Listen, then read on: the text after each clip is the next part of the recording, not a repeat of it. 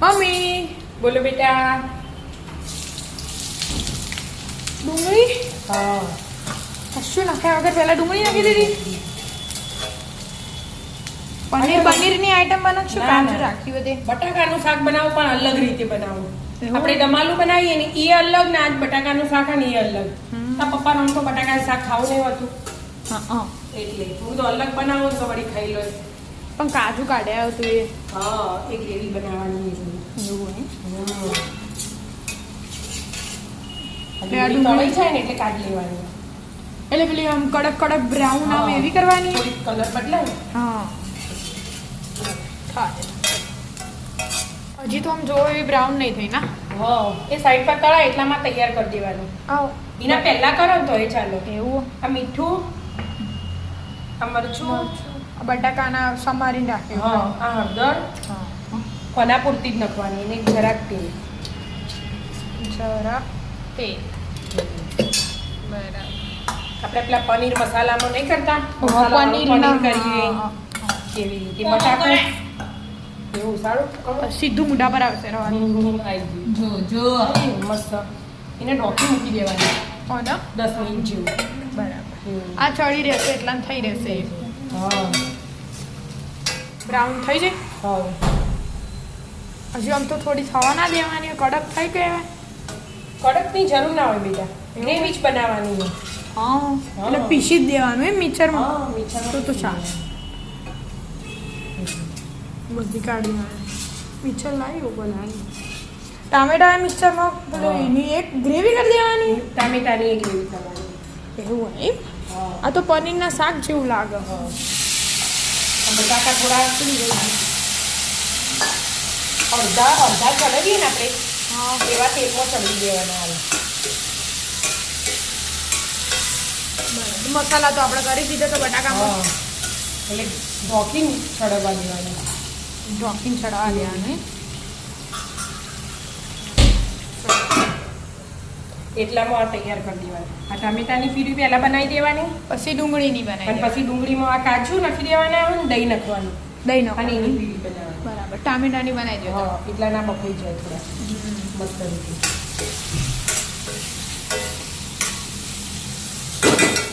ટામેટા પ્યુરી તો થઈ જાય. હા. આવો અમારે પ્યુરી કરવાની. ફ્રાય કરી દે. ફ્રાય થઈ કરેલી જાય બ્રાઉન કલર એનો. ફ્રાય કરેલી ડુંગળી પછી આ ગરમ પલાળેલા પાણીમાં પલાળેલા કાજુ, કાજુ અને આ દહીં દહીં 2 ચમચી, 2 ચમચી જોવો. 2-3 ચમચી લઈ લેવાનું. મોડું હોય ને એટલે વધુ નહીં. બરાબર. 3 ચમચી પછી ને ગ્રાઇન્ડ કરી દેવાનું. ચડી રે હા, આ 70-80% જેવા ચડવાના હોય જો. એવું છે. આ દબાઈએ એટલે ભાગી જાય ખટ કરતા એટલે આવો અને કાઢી લેવાનો. ને કાઢી લેવાના. આરે ડુંગળીની પેલું ગ્રાઇન્ડ થઈ થઈ જાય હવે. તેલ અંદર રહે ને એટલા અહીં કાઢી દેવાનું. બરાબર.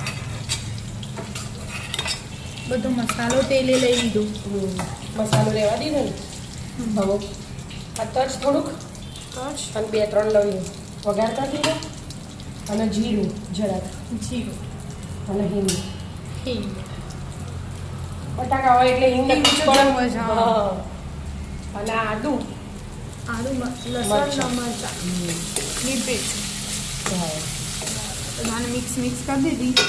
હવે હવે સીધું નાખી જ દેવાનું ટામેટા. ટામેટાની પ્યુરી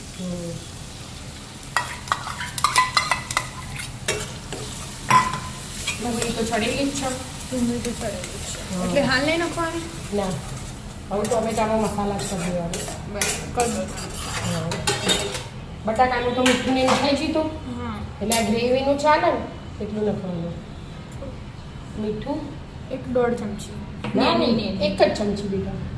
અડધી ચમચી હળદર, 1 ચમચી મરચું, અડધી કાશ્મીરી મેથી નાખવાની.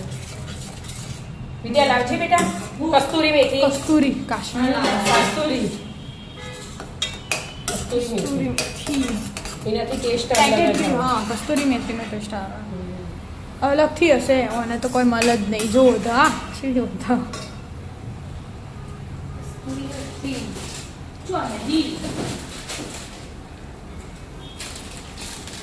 પાસે કે નહીં આ તો વિદ્યાબેન કહેવાય.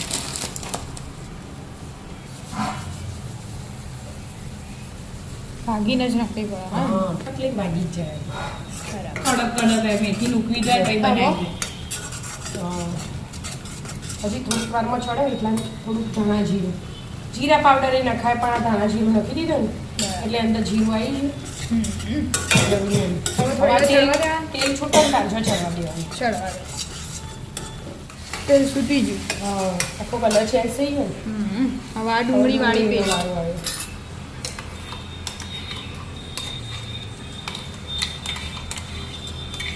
પછી તો વાળી આમાં પાણી રેડ દેવાનું અને બટાકાએ નાખી દેવાનું. 70% ચડી ગયો. હા થોડું ચડવાનું આવે પાછું તેલ છૂટે એટલું ચડી જવાનું હોય હા થવા દો ના હજી પાણી રેડું ને. પાણી મેળવાનું હા હા એટલે આમાં જ લઈ દીધું એટલે બધું આમાં આવી પેલું સાઈડ આવી જાય ને એટલે. ગયું સરસ વ્હાઈટ કલર ને આખો કલર ચેન્જ થઈ જાય. ચયો કલર થઈ જાય લાલ જ થઈ જાય. જોઈએ તો તેલ છૂટવા દેતા હમ. ચડી રહ્યું ના ચડી ચડી છે બેટા. હા તેલ છૂટી છે ચડી ગયું. મસ્ત હવે આ દાણા નાખી દઉં. ધાણાથી ડેકોરેશન તો કરવું જ પડે ના પણ બરાબર મસ્ત બની મસ્ત બની સ્મેલ મસ્ત આવો કલર ટામેટા દેખાતા નહીં કશું ના દેખાય એકદમ અલગ જ લાગે. થોડા થોડા બટાકા દેખાય મસ્ત અને રોટલી હાથે રોટલી પરોઠા નાન જે ખાવું એ બનાવે પણ આપણે રોટલી બનાવી. રોટલી બનાવી બરાબર હા એટલે તામ જમવા બેસી જઈએ હા રાધે રાધે રાધે રાધે.